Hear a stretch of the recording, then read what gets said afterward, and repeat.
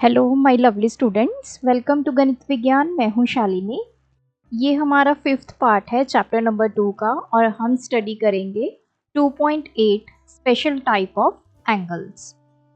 Angle हमें पता है, जब भी दो रेज एक कॉमन पॉइंट से निकलती हैं तो वो क्या बनाती हैं, एक एंगल। अब वापस चलते हैं। ये आपको याद होगा, विद्या ने जब अपनी नोटबुक ओपन की थी तो डिफरेंट एंगल्स जो हैं वो क्रिएट हुए थे। अब यहाँ पे देखिए, अगर इसने अपनी नोटबुक को ओपन करना है पढ़ने के लिए या उस पर कुछ लिखने के लिए, वो इस वे से टेबल के ऊपर नोटबुक को ओपन करेगी। तो इस केस में क्या हुआ, जैसे ये नोटबुक ओपन हुई तो ये एक एंगल बना, दिस वन, ये जो आपको टर्न दिखाई दे रहा है। यहाँ पे जो आर्म्स हैं वो क्या हो गई, स्ट्रेट हो गई। मतलब ये हमारा वर्टेक्स आ गया जो आप दोनों का कॉमन पॉइंट है। एक आर्म इस तरफ चली गई और एक आर्म इस तरफ चली गई। तो यहाँ पे जो एंगल बना उसको हम क्या बोलते हैं, दैट इज स्ट्रेट एंगल। अब इसका नाम स्ट्रेट क्यों पड़ा, क्योंकि इसकी जो आर्म्स है वो स्ट्रेट हो गई, बिल्कुल सीधी। आप भी अपनी नोटबुक को ओपन करके देखिए, टेबल पे रखिए, तो उसके जो दोनों साइड्स के कवर हैं वो बिल्कुल आपके टेबल के ऊपर स्ट्रेट आ जाएंगे। तो जो एंगल बन रहा है यहाँ पे सेंटर में, उसको हम बोलते हैं स्ट्रेट एंगल। और स्ट्रेट इसी वजह से है क्योंकि इसकी आर्म्स जो हैं वो स्ट्रेट हैं।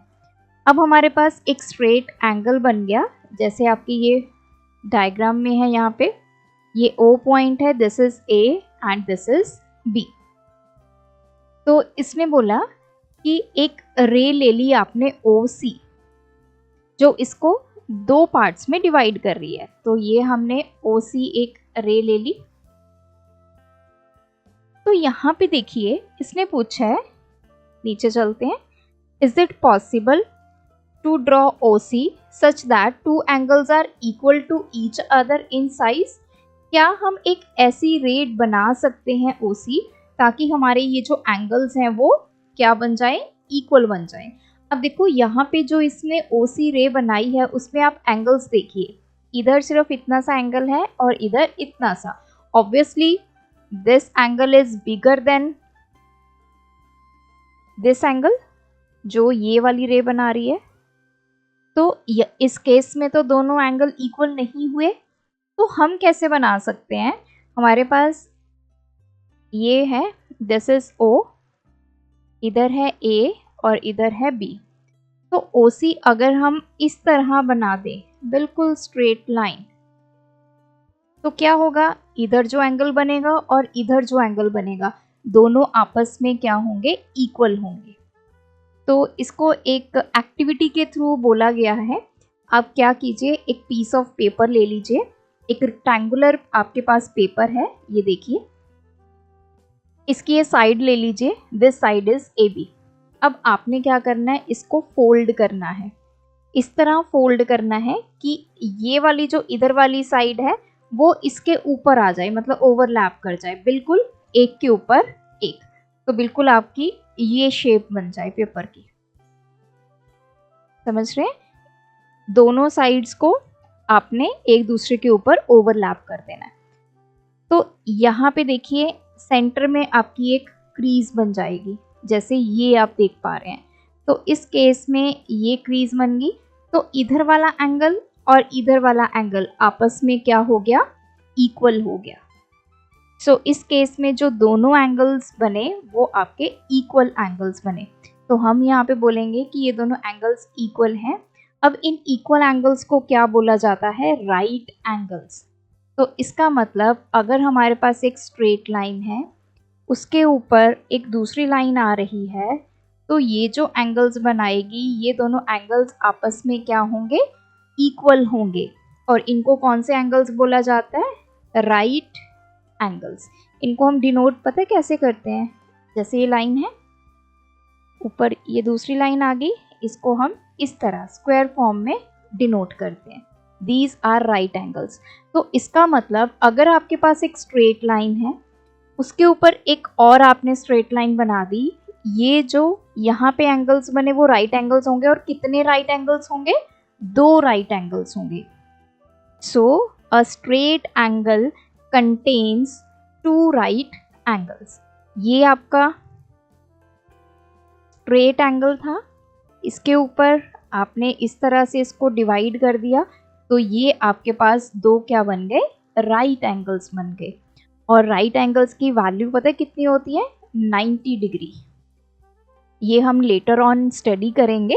सो रिकॉल कर लेते हैं। अब हमें समझ में आया कि जब हमारे पास दोनों रेज स्ट्रेट होंगी तो वी गॉट स्ट्रेट एंगल। इस स्ट्रेट एंगल के ऊपर अगर हम कोई लाइन ड्रॉ कर देते हैं तो हमें क्या मिल जाएंगे? 2 राइट एंगल्स। तो राइट एंगल का कंसेप्ट ये रहता है कि एक आपकी हॉरिजॉन्टल लाइन, उसके ऊपर एक वर्टिकल लाइन अगर आएगी तो आपका कौन सा एंगल बनेगा? Right angle.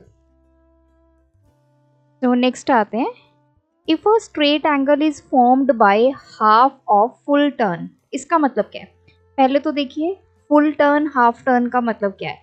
हम इस पॉइंट से स्टार्ट हुए, घूम के हम वापस इसी पॉइंट पे आ जाते हैं, तो इसको क्या बोला जाता है? Full turn.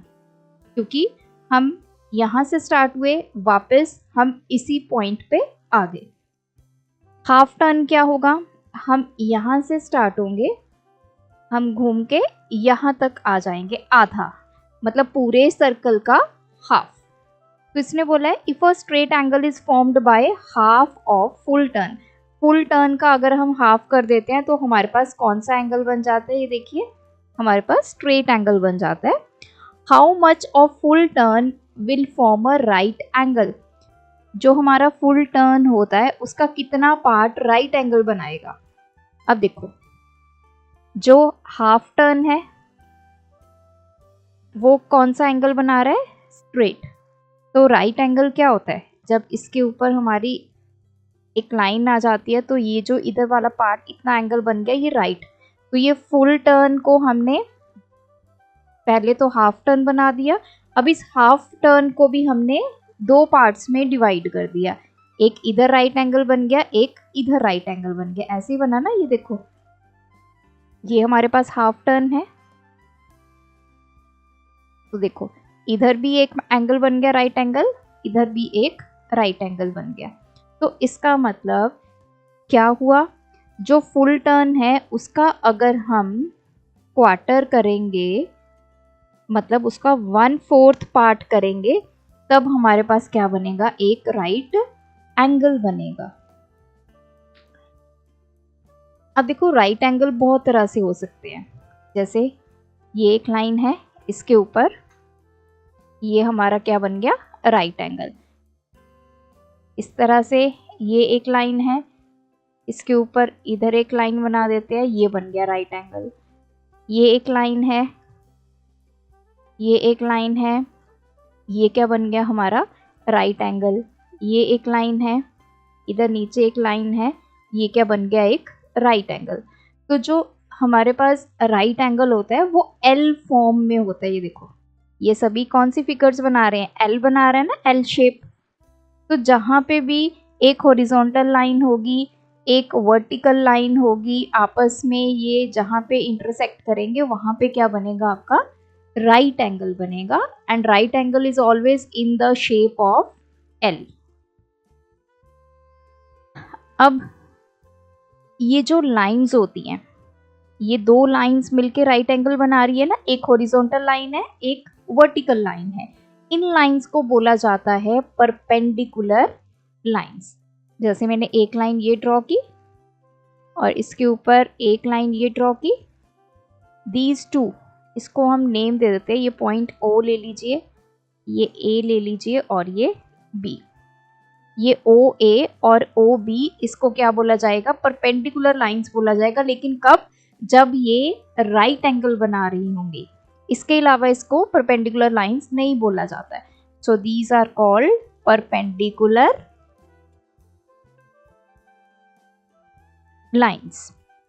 अब हम आते हैं फिगर इट आउट पे। How many right angles do the windows of your classroom contain? आपकी जो क्लासरूम की विंडो है इसमें कितने राइट एंगल होंगे? Do you see any other right angle in your classroom? अब देखिए जो विंडो होती है वो जनरली इस फॉर्म में होती है ना, कुछ ऐसी ऐसी विंडो होती है। तो इसमें राइट एंगल देखो, एक तो राइट एंगल यहाँ पे बन रहा है, ये लाइन और ये लाइन, एक राइट एंगल यहाँ बन रहा है, एक यहाँ पे बन रहा है और एक यहाँ पे। तो एक विंडो में टोटल कितने राइट एंगल बन रहे हैं? 4। और कौन कौन से ऑब्जेक्ट्स हैं जहाँ पे आपको राइट एंगल मिलेंगे क्लासरूम में? अब आप अपना जो बोर्ड है, वाइट बोर्ड, ये आपकी क्लास में डिजिटल बोर्ड है, उसमें भी आपको देखो यहाँ पे राइट एंगल्स देखने को मिलेंगे। आपकी वॉल है, सामने वाली वॉल को देखिए, वॉल के यहाँ पे कॉर्नर्स को देखिए, यहाँ पे भी आपको राइट एंगल देखने को मिलेंगे। आपकी बुक है, बुक में भी आपको राइट एंगल देखने को मिलेंगे। तो ऐसे बहुत सारे ऑब्जेक्ट्स हैं जो भी स्क्वायर या रेक्टेंगल फॉर्म में होंगे, उन सब में आपको राइट एंगल देखने को मिलेंगे। क्वेश्चन नंबर 2 पे आते हैं। Join A to other grid points in the figure by a straight line to get a straight angle. अब हमने ए को इस तरह ज्वाइन करना है कि हमें ए के ऊपर क्या मिल जाए? एक स्ट्रेट एंगल मिल जाए। What are all the different ways of doing it? अब पहली फिगर में देखो, स्ट्रेट एंगल हमें पता है कि दोनों रेज आपकी क्या होनी चाहिए? स्ट्रेट होनी चाहिए। ऐसे जैसे ये ए बी मान लो और ये पॉइंट ओ मान लो, तो इस तरफ और इस तरफ ये स्ट्रेट होंगी, तभी यहाँ पे हमें स्ट्रेट एंगल जो है वो मिलेगा।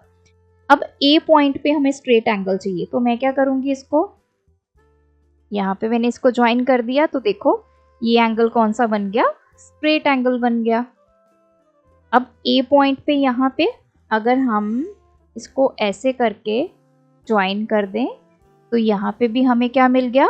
एक स्ट्रेट एंगल मिल गया। जब भी स्ट्रेट लाइन होगी उसके ऊपर जो एंगल बनेगा वो स्ट्रेट एंगल बनेगा। क्वेश्चन नंबर 3 पे आते हैं।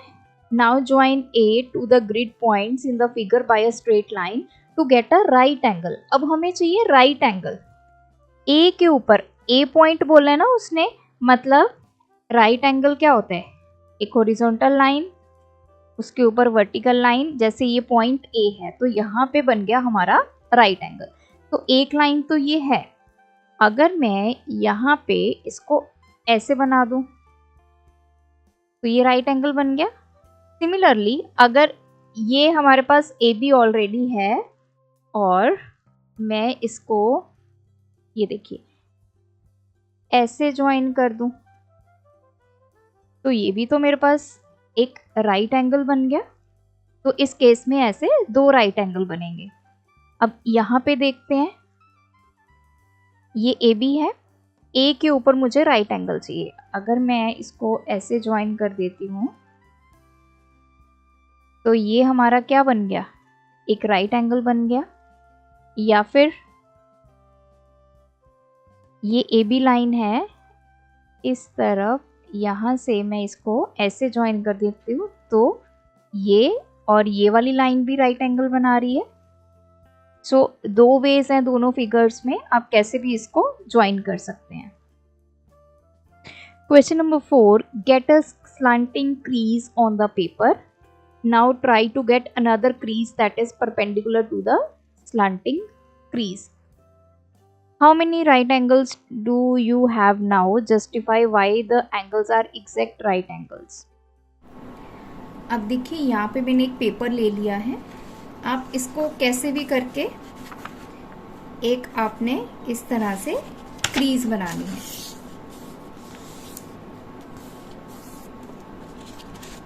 तो ये देखिए मैं इसको मार्कर से ड्रॉ कर देती हूँ ताकि क्लियर हो जाए।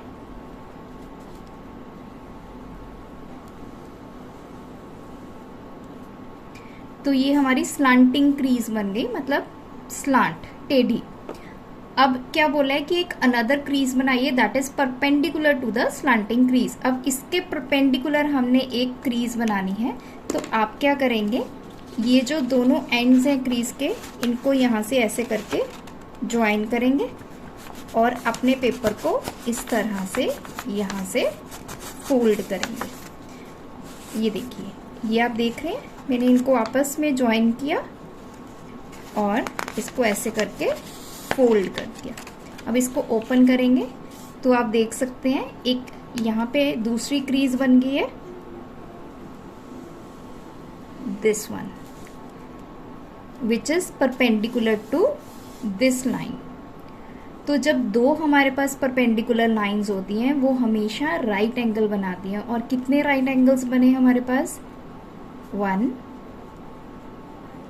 2 3 एंड 4। तो total we got 4 right angles. So इस तरह आपने पेपर को फोल्ड करके इस पूरे प्रोसेस को अप्लाई करना है। सो ये थे आज के वीडियो के क्वेश्चंस। आप भी प्रैक्टिस कीजिए। अगर आपकी कोई क्वेरी होगी तो कमेंट सेक्शन में ड्रॉप कीजिए। Thanks for watching. बढ़ाना है ज्ञान, फॉलो गणित विज्ञान।